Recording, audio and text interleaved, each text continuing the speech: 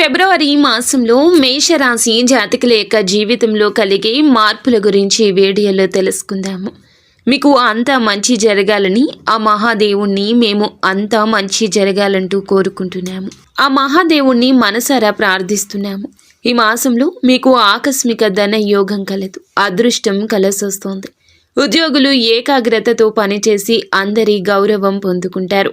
వృత్తి వ్యాపారులకు ఆర్థికంగా బాగుంటుంది. చురుకుగా వ్యవహరిస్తారు.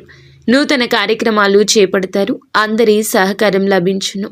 ఓర్పు సహనంతో ఉండి తగిన సమయానికి చురుకైన పాత్ర వహించి ముఖ్యమైన పనుల్లో కృతాకృత్యులు అవుతారు. అధికారం మీ హస్తగతమవుతుంది. సంగమున ఉన్నత స్థితియు పనుల యందు విజయము. దూర ప్రయాణములు విందు వినోదాలు కలవు. కుటుంబ సభ్యుల శ్రేయస్సును కాపాడతారు. దైవ చింతన అధికమవుతుంది.